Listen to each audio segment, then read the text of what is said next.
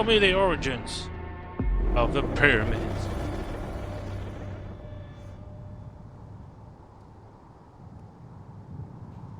Gotta love that SSD. Loading stuff fast.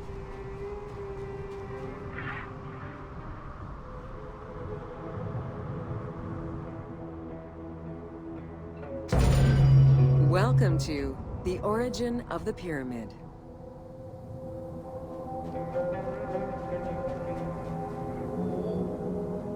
The origin of the word pyramid is controversial. Most believe that it originates with the Greek word pyramis, which referred to a bread of conical shape.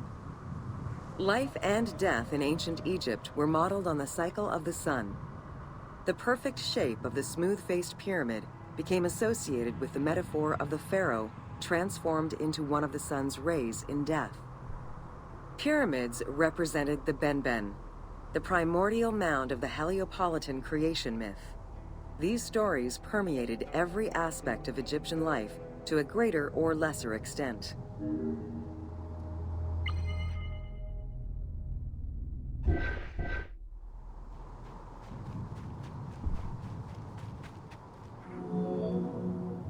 During the pre-dynastic period, the development of funerary practices was different depending on whether one was located in Lower Egypt or Upper Egypt.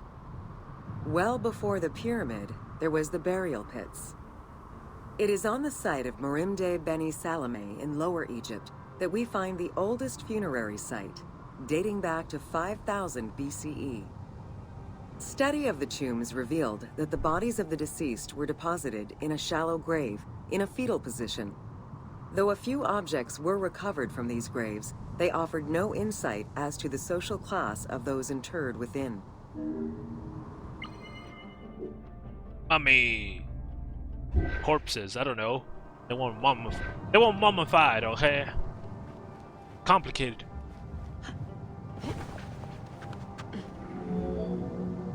In Upper Egypt, pre-dynastic practices are easier to study, but reveal more complex funerary rites. They are divided into two cultural phases, Badarian and Nagata. The Badarian phase ranged from 4400 BCE to 3800 BCE. Small necropolises were discovered on the outskirts of villages, revealing the emergence of a funerary cult. The bodies of the deceased were lowered into an oval grave and covered with goat or gazelle skins. Items needed in everyday life were added alongside the body. Body.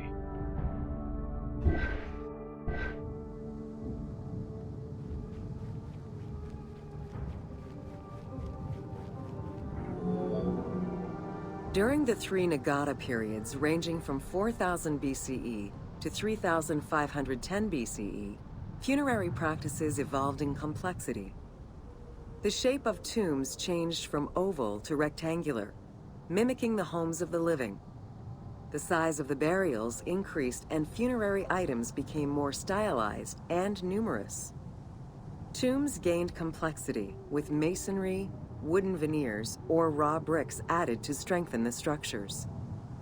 In time, socially stratified necropolises emerged. For example, in Hyrcanopolis, the elite and commoners had separate necropolises.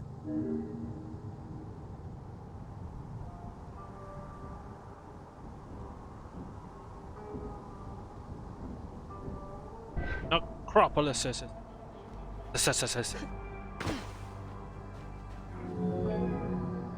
The term mastaba, meaning massive bench in dialectal Arabic, refers to a form of funerary architecture that was present in Egypt from the Archaic period to the Middle Kingdom. An evolution of the burial pit, mastabas were generally composed of two parts. A structure was built above the ground in the form of a massive rectangle with stepped walls, and a subterranean burial chamber was located underneath. Smaller mastabas often surrounded the much larger tomb of the king. These generally held the remains of the king's relatives and courtiers.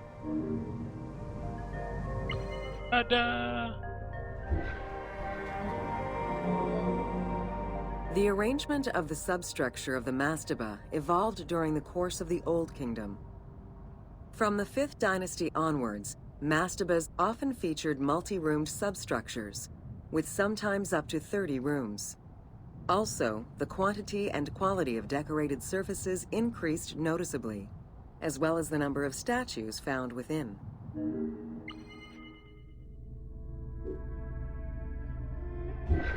Gotta have that statue. Gotta have them statues. The 6th dynasty would see art used to its utmost.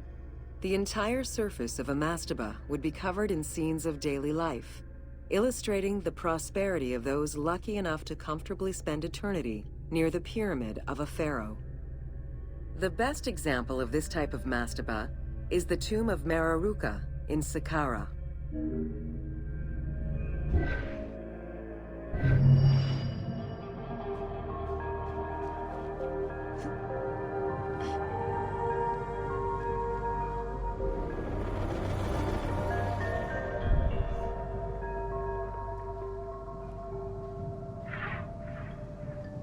Secrets of the Great Pyramid.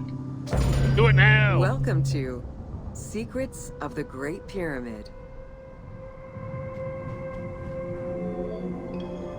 Built around 2550 BCE, the Great Pyramid of Giza is considered one of the most iconic structures of Egypt. It is the biggest of the pyramids and the only one of the 7 wonders of the ancient world still standing. The numbers associated to the Great Pyramid of Giza are impressive. A workforce of over 20,000 people, 6 million tons of stone, and 20 years of construction. It was a massive undertaking for a pharaoh's tomb.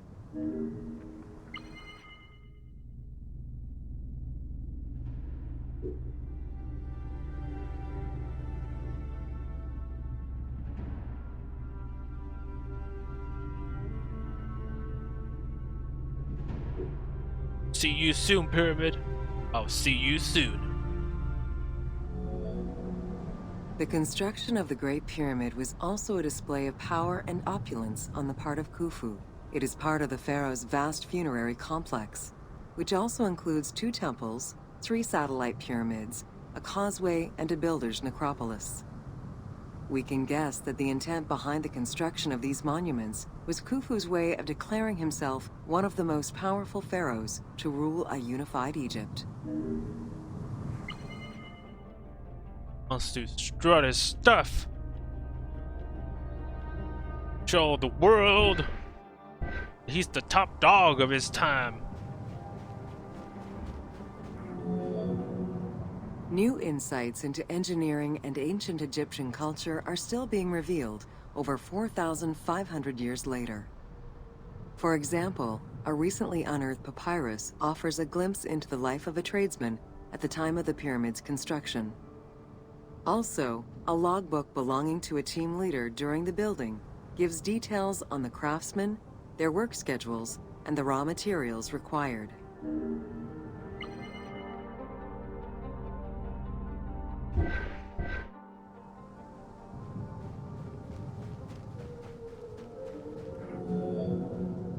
It is interesting to note that by Cleopatra's time, the pyramid's celestial purpose, its construction, and the function of its mysterious inner chambers was already unclear. Today, it is only through dedicated research that we have begun to grasp some of the Great Pyramid's mysteries.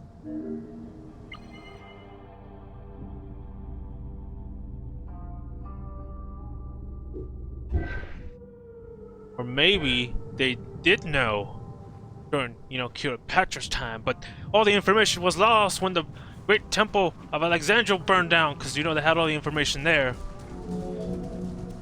The Egyptians had polished their design for centuries by the time work on the Great Pyramid began.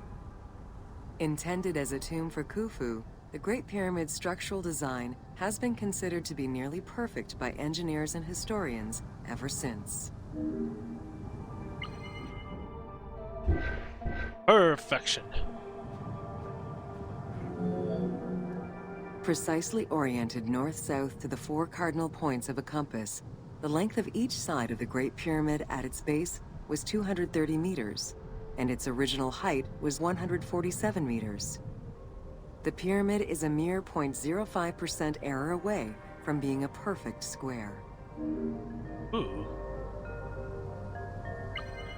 Nice.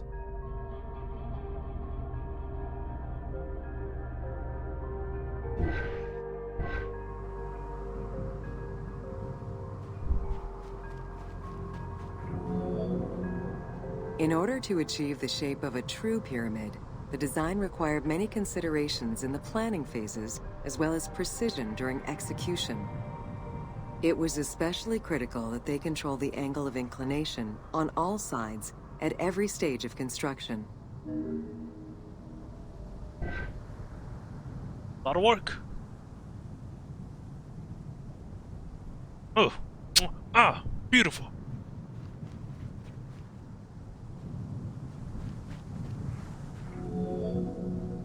Materials for the Great Pyramid consisted of quarried limestone blocks, weighing between 2 to 15 tons each.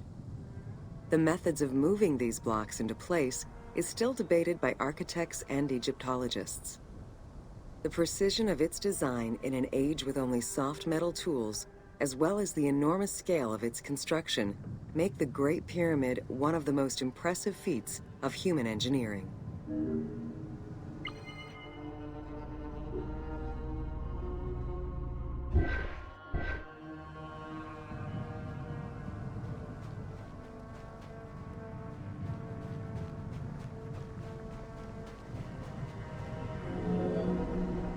It's estimated that it took between 600,000 and 2 million blocks of stone to build the Great Pyramid.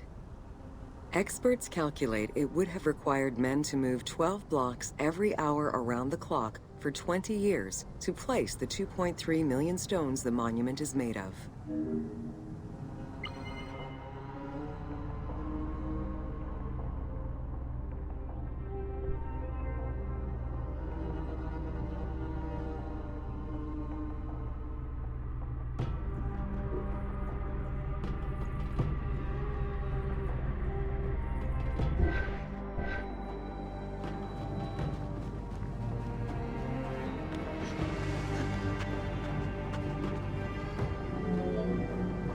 While the interior chambers were built with red granite from Aswan, most of the pyramid was made from local limestone, weighing between 2 to 15 tons per block.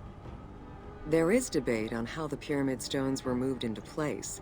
Recent research is exploring the idea that it was built around a large interior ramp. Or aliens?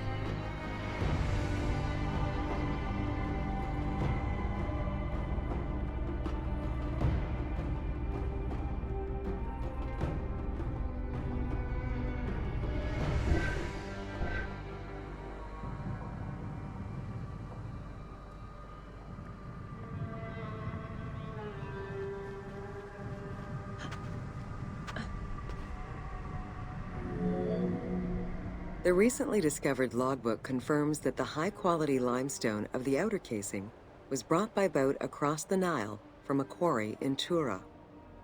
Once complete, the smooth white polished stone of the Great Pyramid would have reflected the sunlight like a beacon, earning it the name the Horizon of Khufu.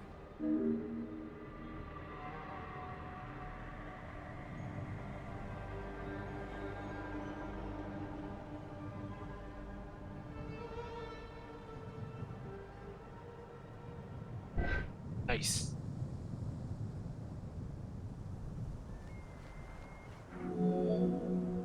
Over the centuries, thieves and travelers attempted to access the Great Pyramid numerous times. Ancient writings describe details of its interior, proof that some made their way within, though who gained entrance first and when is unknown.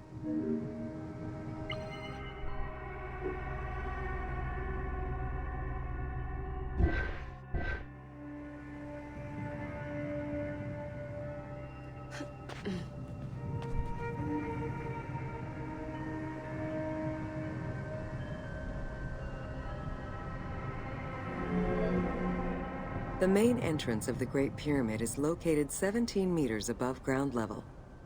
It faces north, likely in order to align with the North Star.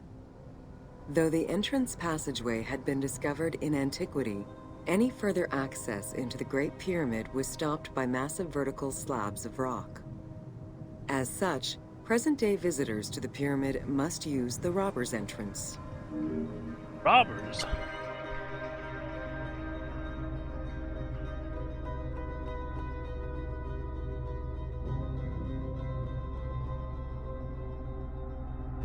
A robber's entrance.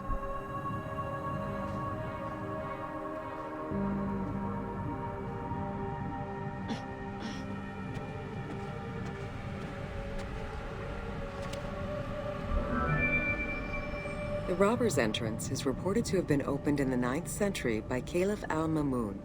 In search of treasure, the Caliph had his men dig their way inside the Great Pyramid. The most likely scenario is that they enlarged a corridor which had been created by tomb robbers during antiquity. As such, this is how the team can justify access to this wonder.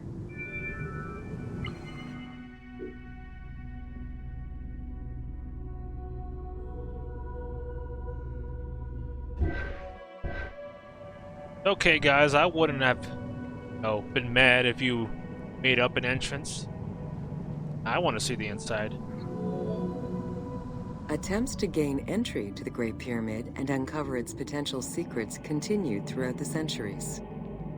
In the 19th century, the belief that another entry existed at the south side resulted in a hole being blasted into the pyramid side, with no results for the damage that was done.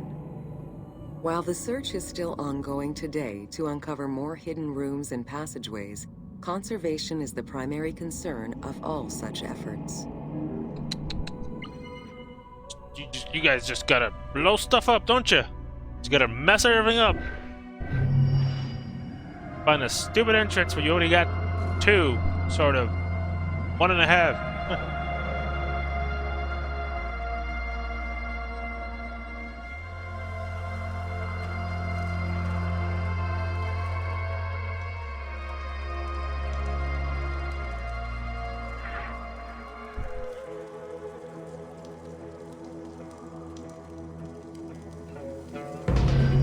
Welcome to the Great Pyramid of Giza, Upper Chambers.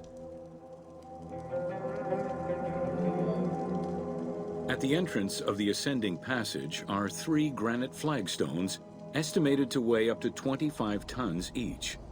They were used to protect the Great Pyramid from thieves. Undaunted by the granite blocks, the thieves simply dug into the softer limestone around them, thus creating the robber's entrance. Smart.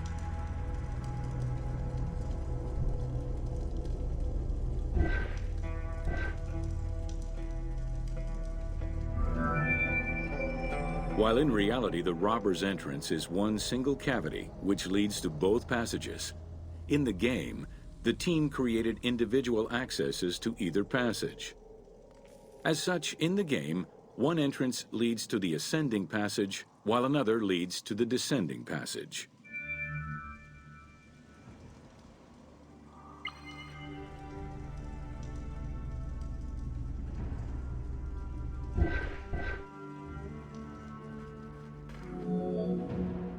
The ascending passageway of the Great Pyramid provides a direct path into the Grand Gallery and is accessed 30 meters from the entrance along the descending corridor.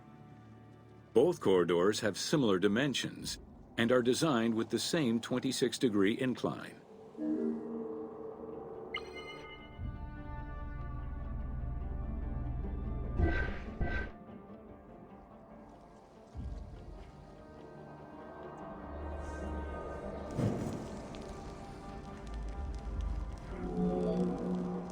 The ascending corridor has smooth masonry on its walls, and the layout includes many trapezoidal stones.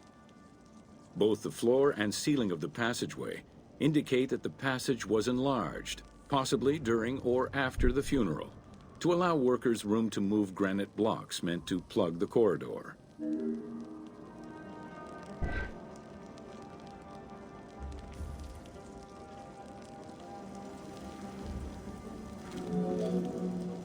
The Grand Gallery's purpose is still debated among experts.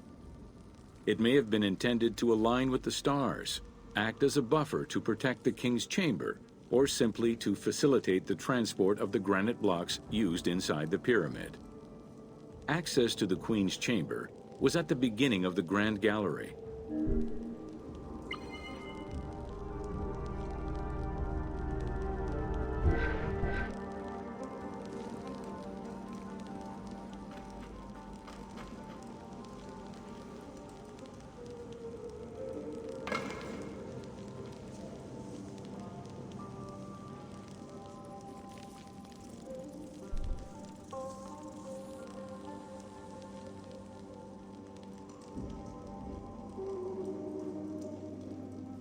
So cool, guys.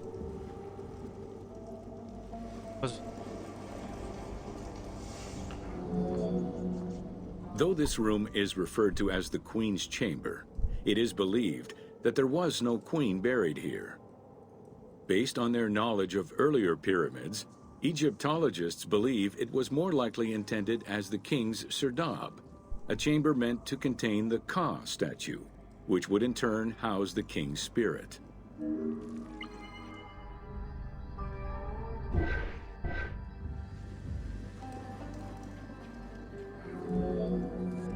Situated exactly within the pyramid's center, on the east-west axis of the pyramid, the chamber has a vaulted ceiling and measures 5.7 by 5.2 meters.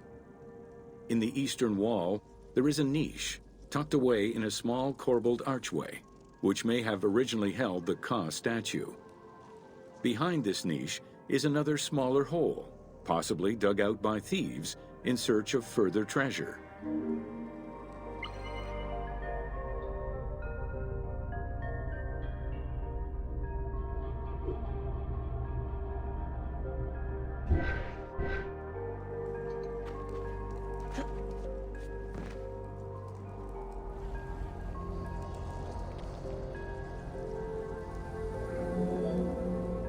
In the 19th century, two shafts were found running through the north and south walls. They each run in a horizontal line for 2 meters before sloping upward, and both are closed off with limestone blocks fitted with copper handles. Whether they were intended as ventilation shafts for workers or a celestial connection for the pharaoh's spirit is unconfirmed.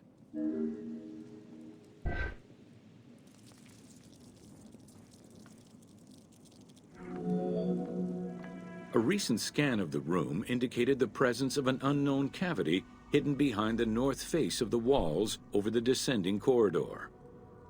Further investigation is still ongoing to ascertain the nature of the anomaly, so as to avoid risking damage to the monument.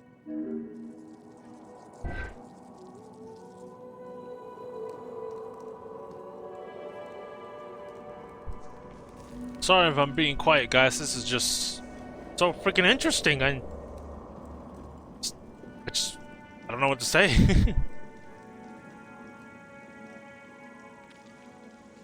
Stuff that just boggles the mind, and it's the stuff I've been interested in since I was a little kid. Khufu's architects were possibly influenced by earlier rhomboidal pyramids when designing the gallery.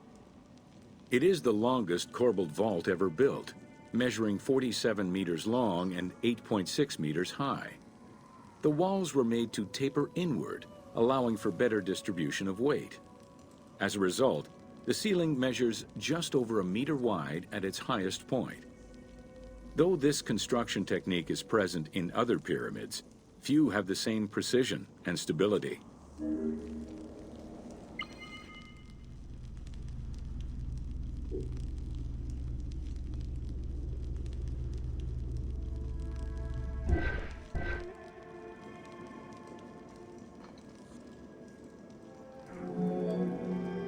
While the space is visually dramatic, the gallery seemed to serve a practical function, though what exactly remains uncertain. Still, the wall design was undoubtedly meant to contribute to the stability of the structure, and its floor may have helped workers move the materials. A channel runs along the middle of the room. A movable floor originally rested in this central recess. The raised benches on either side are equipped with slots that may have been used to help position the granite blocking stones.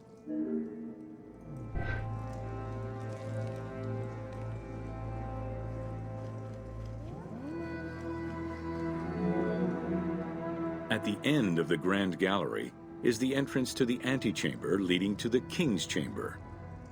Directly above, there is another narrower horizontal passage that connects to the top of the King's Chamber and allow the workers access to the weight relief rooms.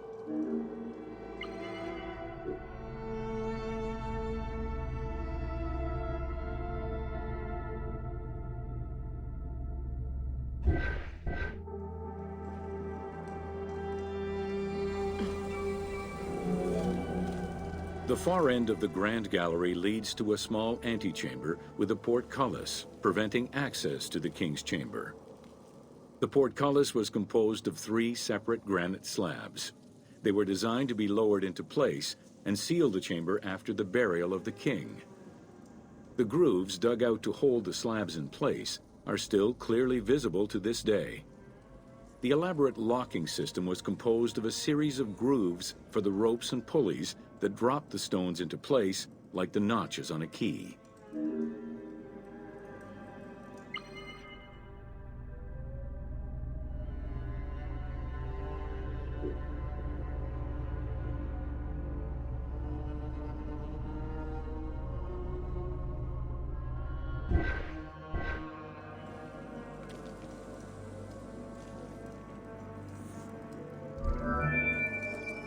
For the purposes of the game, the team elected to remove the portcullis slabs in order to grant the player access to the King's Chamber. In reality, workers would have backed out of the room after the funeral, lowering each slab into place behind them one at a time. Each of the 3 stones were smashed by looters centuries later, and evidence of their break-in is still evident.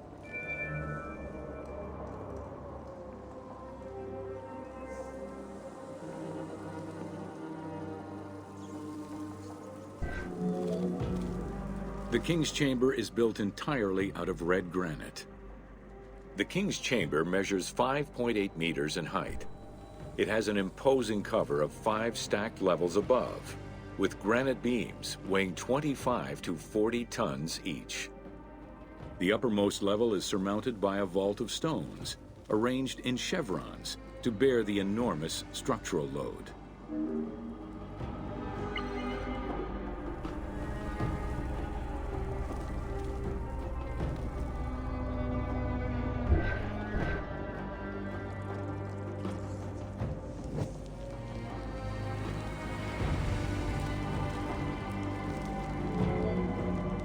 As in the Queen's Chamber, 2 shafts extend out from the room towards the north and south faces of the pyramid.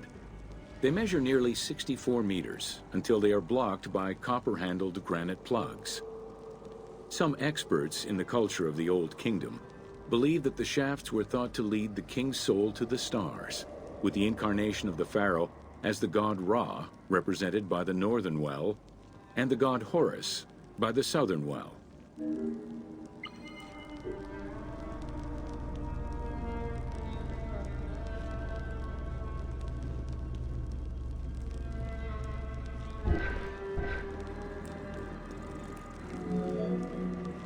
There is a granite sarcophagus at the west end of the room, but it is the concealed construction inscriptions left by workmen on the roof's stones which verify this as the resting place of Khufu. The sarcophagus was recorded as being empty when it was discovered, and its design indicates that there was once a lid in place. It's possible that this sarcophagus is only a cenotaph in memory of the pharaoh, but was never actually meant to receive the body. Interesting.